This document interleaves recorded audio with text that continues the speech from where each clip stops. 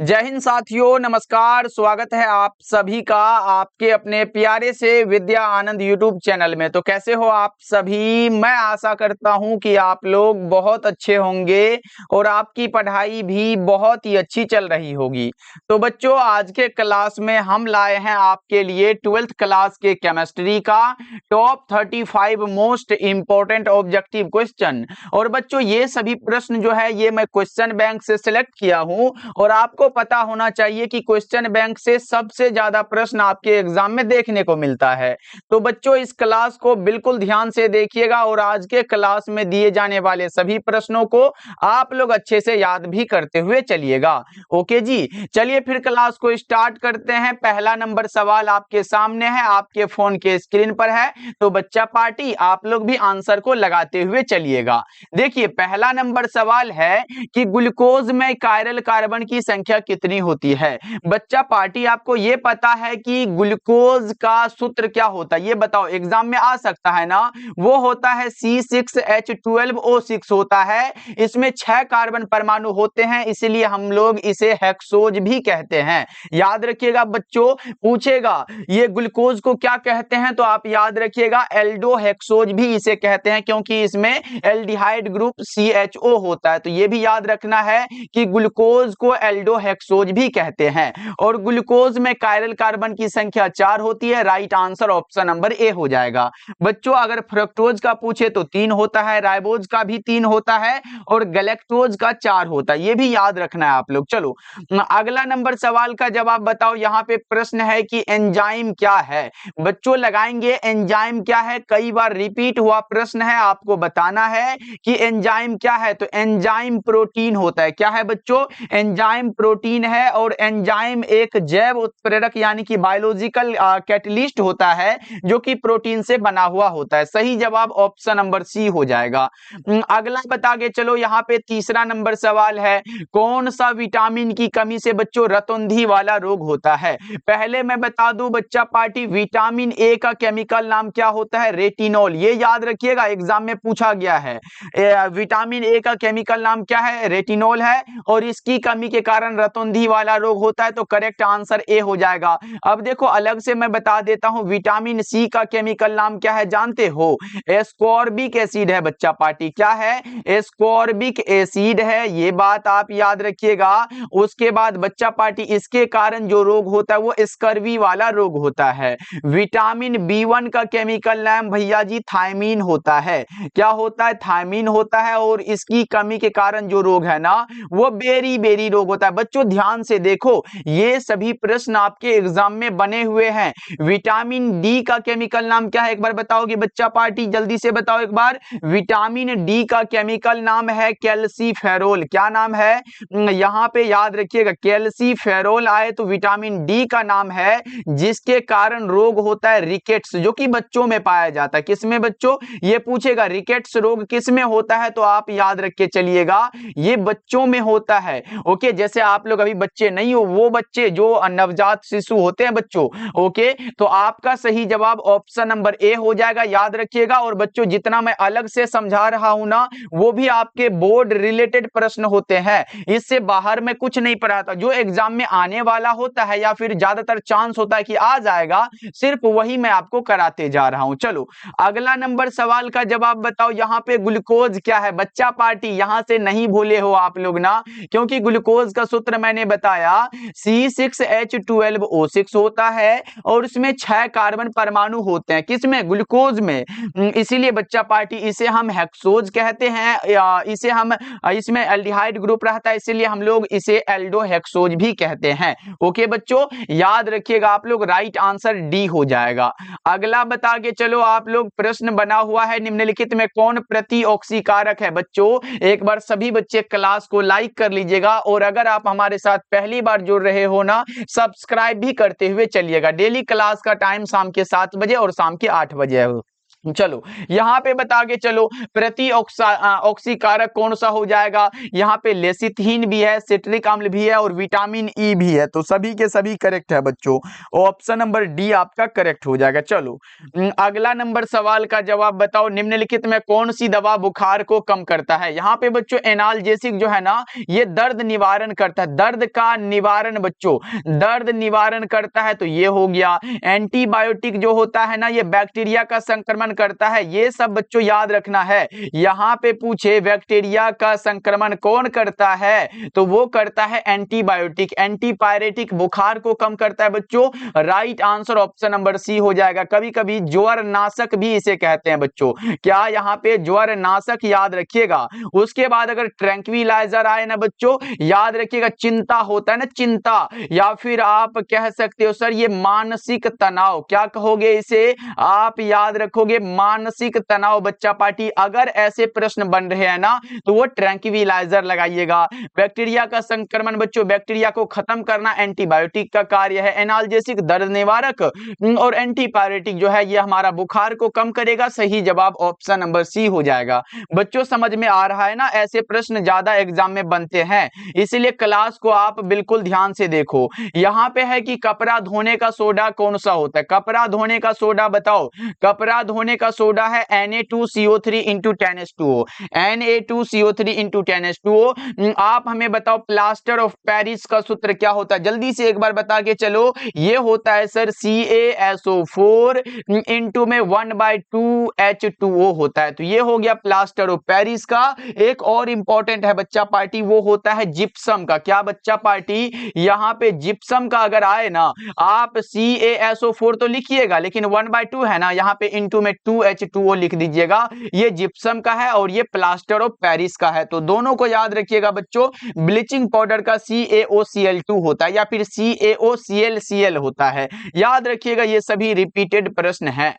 अगला बताओ 8 नंबर सवाल है, विटामिन ए का रासायनिक नाम क्या है। मैंने बता चुका है बच्चों, विटामिन ए का केमिकल नाम रेटिनॉल है। थायमीन किसका नाम है, जल्दी से बता के चलो बच्चों। थायमीन जो है ये किसका नाम है, एक बार जल्दी से बता के चलो आप लोग। तो ये विटामिन B1 का केमिकल नाम थायमीन है। ये किसका नाम है भैया जी बताना जरा सा, ये विटामिन सी का केमिकल नाम है। ये किसका नाम है बच्चों, ये विटामिन B12 का नाम है। तो ये सभी भी आप याद रखते हुए चलोगे। अगला बताओ 9 नंबर सवाल आपके सामने है, दूध में मिलने वाली प्रोटीन का कौन सा उदाहरण है। दूध में मिलने वाली प्रोटीन का उदाहरण से पहले बच्चा पार्टी यहाँ पे एक इंपॉर्टेंट बात मैं आपको बता देना चाहता हूं। जितने भी बच्चे का साइंस स्ट्रीम से हैं, चाहे आप हिंदी मीडियम से हो या फिर इंग्लिश मीडियम से हो, आपका भी सब्जेक्ट फिजिक्स केमिस्ट्री और बायोलॉजी है, तो बच्चों मैं आपके लिए तैयार किया हूं फिजिक्स केमिस्ट्री और बायोलॉजी के इंपॉर्टेंट क्वेश्चन का नोट्स। यानी कि बच्चों फिजिक्स केमिस्ट्री और बायोलॉजी में पूरे बुक से जितना भी इंपॉर्टेंट ऑब्जेक्टिव बन सकता था वो सब अलग में बनाया गया है। और बच्चों वो हमारी गारंटी है कि उस नोट्स के बाहर एक भी प्रश्न नहीं आएगा। तो सर क्या ज्यादा प्रश्न होगा, नहीं बच्चों, चाहे वो फिजिक्स हो, केमिस्ट्री हो, बायोलॉजी हो, आपको एक सब्जेक्ट में 50 से 60 सब्जेक्टिव क्वेश्चन मात्र इतना पढ़ना है और 200 ऑब्जेक्टिव दिया जाएगा जो सिर्फ इंपॉर्टेंट होगा। और बच्चों ये हमारी गारंटी होगी कि इसके बाहर एग्जाम में नहीं आएगा। इसी प्रकार केमिस्ट्री में भी इतना और बायोलॉजी में भी इतना ही सब्जेक्टिव पढ़ना है। और बच्चों इसका चार्ज मात्र 199 है, जिसमें कि तीनों सब्जेक्ट मिल जाएगा। और इस नंबर पे आप कांटेक्ट कर सकते हो 7070 82 16 85 नंबर पे। अच्छा सर आपकी क्या गारंटी होगी, तो बच्चों अगर एग्जाम में नहीं आया प्रश्न, नहीं लड़ा प्रश्न, तो ये 199 का 2 गुना करके आपके प्रदीप भैया आपको ये रिटर्न करेंगे, ये हमारी गारंटी है। बस बच्चा पार्टी एक बार इसे जरूर पढ़ना। अगर चाहते हो फिजिक्स केमिस्ट्री और बायोलॉजी में सर हमें डर लग रहा है, एक बार अच्छे से जरूर पढ़ लेना। बहुत कम क्वेश्चन है, मात्र आप 25 से 30 दिन की गारंटी ले लो बच्चों। इतना दिन में आप तीनों सब्जेक्ट में बहुत अच्छा स्टूडेंट बन जाओगे। खुद को लगेगा कि भैया जी अब हम अच्छा नंबर ला सकते हैं तो एक बार इस नंबर पे कांटेक्ट जरूर करिएगा बच्चों। यहाँ पे ये नंबर दिया गया है आपके सामने। ओके बच्चों, और साथ में हिंदी का नोट्स बिल्कुल फ्री हमारे तरफ से रहेगा, वो आपको उसी के साथ मिल जाएगा। यहाँ पे देखो, दूध में मिलने वाली प्रोटीन का कौन सा उदाहरण है? कैसीन होता है।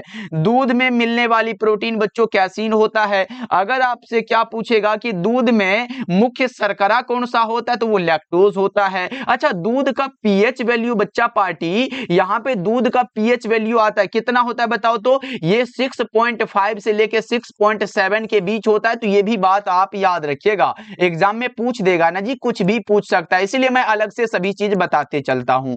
यहाँ पे बताओ, विटामिन ई की कमी से निम्नलिखित में कौन सा रोग होता है? विटामिन ई की कमी से बच्चों जनन क्षमता में कमी होती है। विटामिन B1 की कमी से बेरी, विटामिन सी की कमी से स्कर्वी, और विटामिन यहाँ पे डी की कमी से रिकेट्स होता है। तो ये भी आप याद रखते हुए चलोगे।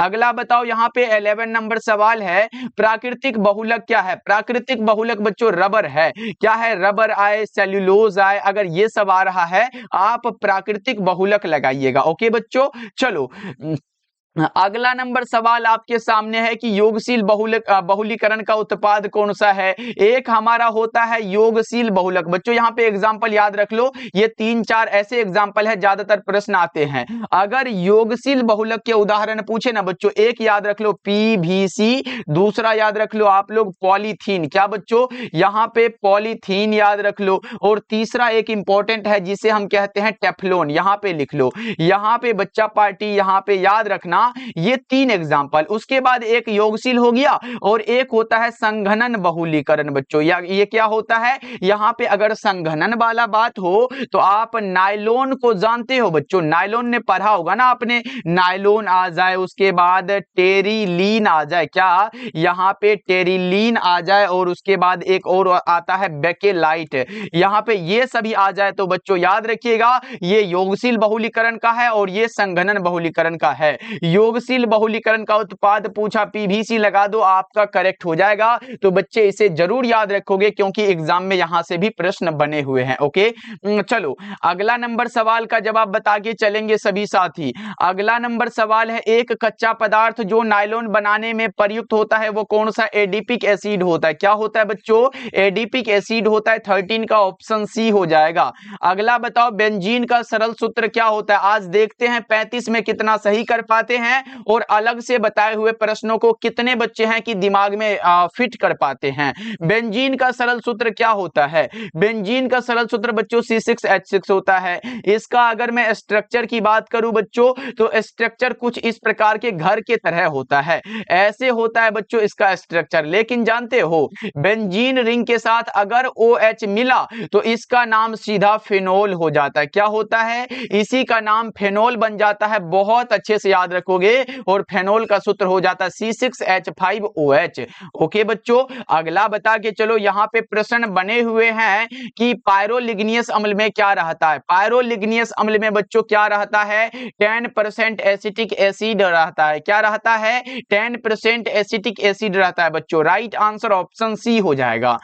अगला बता के चलो, एक एल्डिहाइड के ऑक्सीकरण से क्या प्राप्त होता है? बच्चों मैंने एक यहाँ पे बताया था अभिक्रिया के बारे में। अगर आप प्राइमरी अल्कोहल का ऑक्सीडेशन कराते हो, यानी कि RCH2OH का यहाँ पे ऑक्सीडेशन करवाते हो, तो आपका मिलता है RCHO, यानी कि एल्डिहाइड मिलता है। और अगर फिर से इसका ऑक्सीडेशन कराते हो बच्चों, तब हमारा RCOOH मिलता है, यानी कि कार्बोक्सिलिक एसिड मिलता है। तो बच्चों यहाँ पे है एल्डिहाइड के ऑक्सीकरण से, यानी कि ये एल्डिहाइड है और इसका ऑक्सीकरण हुआ तो ये क्या मिला? ये कार्बोक्सिलिक एसिड मिला, और कार्बोक्सिलिक एक प्रकार का एसिड है। तो एसिड कहां है? एक अम्ल बच्चों, एक एसिड बच्चों यहाँ पे सी में दिया गया, इसलिए आपका correct answer option number C हो जाएगा। बहुत अच्छे से इसे भी आप याद रखोगे।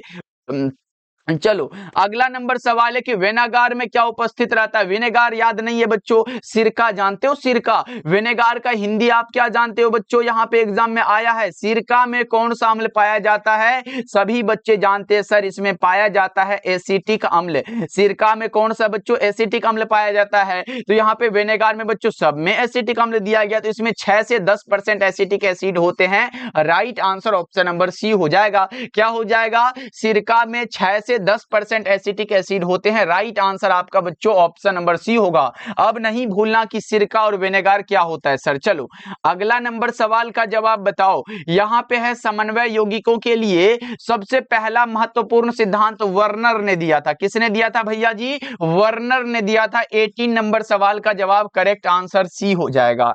क्या हो जाएगा बच्चों? ऑप्शन सी बिल्कुल करेक्ट हो जाएगा। अगला बता के चलो, यहाँ पे प्रश्न बना हुआ है, जल्दी से बता के चलेंगे बच्चों। स्वतंत्र अवस्था, यहाँ पे अवस्था में पाए जाने वाला धातु, हमेशा स्वतंत्र अवस्था में सोना को जानते हो ना। सोना बच्चों नींद वाला नहीं है, ये धातु वाला सोना है। ऑप्शन ए करेक्ट हो जाएगा। यहाँ पे बताओ निम्नलिखित में कौन सा प्रथम पंक्ति का संक्रमण तत्व नहीं है? आपने मैग्नीशियम को जाना होगा। मैग्नीशियम आपका सही जवाब है। 20 नंबर सवाल का जवाब। चलो नेक्स्ट बता के चलो बच्चों। यहाँ पे प्रश्न बने हुए हैं, द्रव ऑक्सीजन के अणु में अयुग्मित इलेक्ट्रॉन की संख्या कितनी होती है? 2 होती है। कितने होती है बच्चों? 2 होती है। राइट आंसर ऑप्शन बी हो जाएगा। अगला बताओ आप लोग, यहाँ पे प्रश्न बने हुए हैं, वर्ग 16 के तत्व क्या कहलाते हैं? वर्ग 16 के तत्व बच्चों कैल्कोजन कहलाते हैं। अच्छा हेलोजन वाला कौन सा है सर? वर्ग 17 वाला को हेलोजन कहते हैं। नोबेल गैस बच्चों वर्ग किस में आते हैं? वर्ग 18 वाला को नोबेल गैस कहते हैं। संक्रमण तत्व कौन सा होता है भैया? 3 से लेके 12 वाला को संक्रमण तत्व कहते हैं। संक्रमण तत्व हो या फिर बच्चों डी ब्लॉक एलिमेंट्स हो, क्या हो यहाँ पे याद रखिएगा, डी ब्लॉक का एलिमेंट्स हो। तो ये सभी बात आपको याद रखने हैं। आपका करेक्ट आंसर ए होगा। और बच्चा पार्टी जितने बच्चे अगर चाहते हैं कि ये नोट्स लेना, तो आप इस नंबर पे कांटेक्ट करिएगा। मात्र 199 चार्ज है, और एग्जाम में यहां से प्रश्न नहीं लड़ा तो बच्चों इसका 2 गुना आपका रिटर्न किया जाएगा। ये हमारी गारंटी है बच्चों। ओके चलो अगला नंबर सवाल का जवाब बताओ। यहां पे प्रश्न बना हुआ है, निम्नलिखित में कौन सबसे कम क्वथनांक वाली गैस है? सबसे कम क्वथनांक वाली गैस हीलियम है। क्या है? हीलियम है बच्चों। ऑप्शन नंबर बी आपका बिल्कुल करेक्ट हो जाएगा। क्या हो जाएगा? ऑप्शन नंबर बी आपका सही हो जाएगा। ध्यान रखिएगा बच्चों। ओके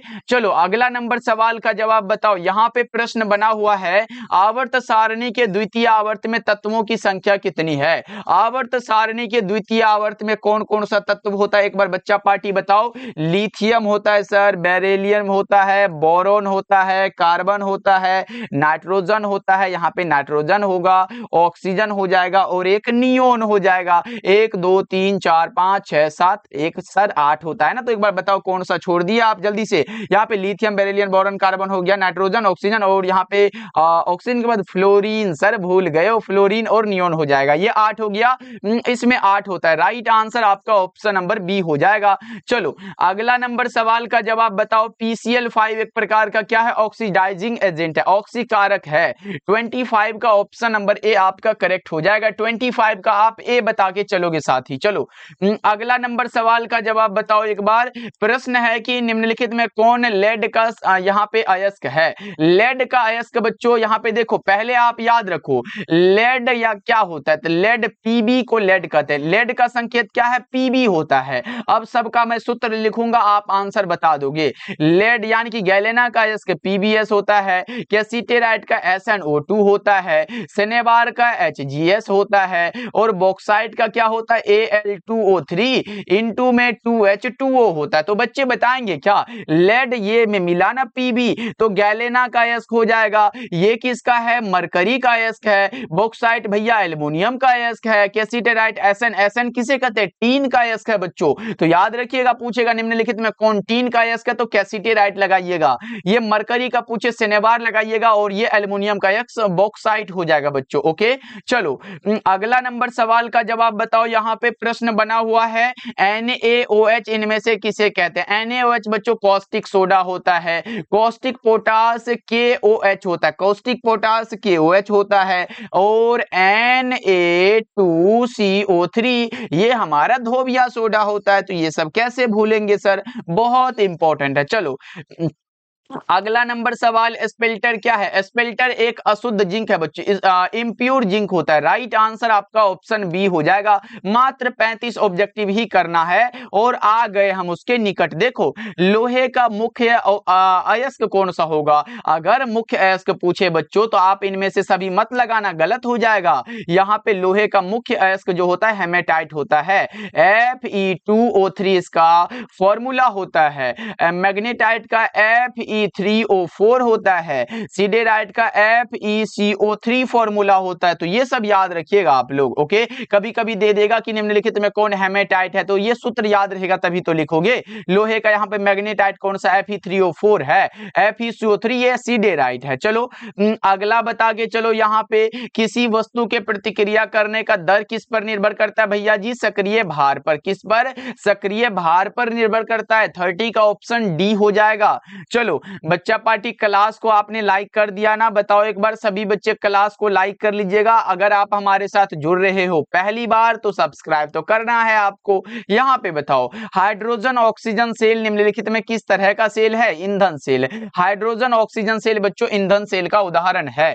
31 नंबर सवाल का जवाब ऑप्शन नंबर सी बिल्कुल करेक्ट हो जाएगा। समझ में आ रहा है बच्चों? चलो अगला नंबर सवाल का जवाब बताओ, जंग क्या है? जंग बच्चा पार्टी एक हाइड्रेट फेरिक ऑक्साइड है। क्या है भैया जी? हाइड्रेट फेरिक ऑक्साइड होता है। तो आपका करेक्ट आंसर क्या हो जाएगा? ये हो जाएगा जल योजित ferric oxide. Right answer D हो जाएगा। अच्छा, इसका सूत्र आ सकता है बच्चों, यहाँ पे फेरिक ऑक्साइड है, लोहा का अयस्क है, तो Fe3O4 हो जाएगा ना? यहाँ नहीं सर, Fe2 होता है। Fe2O3 इंटू में XH2O। ये याद रखना, पूछेगा जलयोजित फेरिक ऑक्साइड का सूत्र Fe2O3 इंटू XH2O। ये बात आप याद रखिएगा। चलो अगला बता के चलो, 33 नंबर सवाल है, किसका ऑक्सीकरण यहाँ पे ऑक्सीकरण विभव सबसे अधिक होगा? मैग्नीशियम का। राइट आंसर आपका ऑप्शन डी हो जाएगा। चलो अगला बताओ आप लोग बच्चों, शुद्ध जल का पीएच वैल्यू क्या होता है? शुद्ध जल का पीएच वैल्यू 7 होता है। शुद्ध जल का पीएच वैल्यू बच्चों कितना होता है? 7 होता है। Right answer option number D हो जाएगा। चलो अगला बताओ कि निम्नलिखित में कौन अक्रिस्टलीय ठोस पदार्थ है? Which of the following is an amorphous solid? बच्चों कौन सा हो जाएगा? यहाँ पे क्वार्ट्ज ग्लास हो जाएगा। SiO2 हो जाएगा भैया। राइट आंसर आपका ऑप्शन बी हो जाएगा। समझ में आ गया बच्चों? इसके अलावा कांच के अलावा क्या आता है एक बार बताओ? इसके अलावा आ सकता है बच्चों प्लास्टिक। प्लास्टिक के बाद आ सकता है रबर। अगर ये वाला आ रहा है तो ये भी एमॉर्फस सॉलिड यानी कि अक्रिस्टलीय ठोस के उदाहरण है बच्चों। ओके, चलो बता दो सभी बच्चे कमेंट करके क्लास कैसा लगा। और बच्चा पार्टी, अगर आप नए नए जुड़ रहे हो सब्सक्राइब करिएगा और कमेंट में अपना नाम बताइएगा कि सर हम न्यू हैं, और आप अपना नाम बताइएगा कहां से जुड़े हो सभी बच्चा पार्टी, ये भी कमेंट करके बताइएगा। ओके बच्चों, मिलते हैं फिर अगले क्लास में।